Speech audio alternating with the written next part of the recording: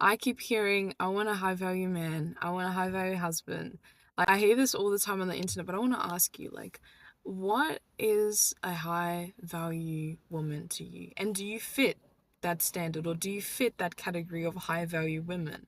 Because to me, a high value woman is someone that knows how to regulate her emotions, is someone that knows how to fall back and let her husband lead. That's what a high value woman is to me, at least. A higher value woman is someone that knows how to set boundaries. Like, you know how to set boundaries in the relationship with your friends, with your family. You know how to set boundaries. You're not a people pleaser. You don't walk around trying to please people.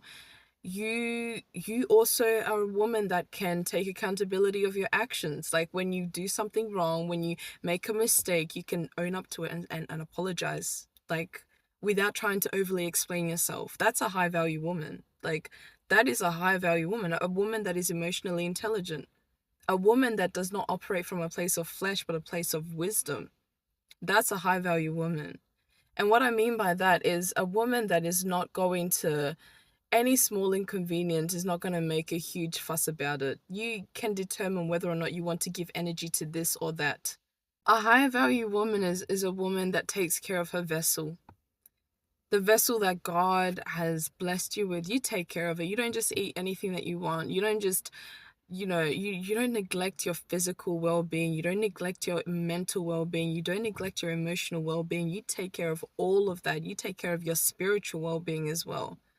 You're a woman that is obedient to God and His will for your life. You are obedient. That is a high value woman to me. If you don't even fit in the category of high value women, why are you desiring something that you do not have? Why are you desiring qualities in a man that, when you don't even, like, you don't even have those qualities?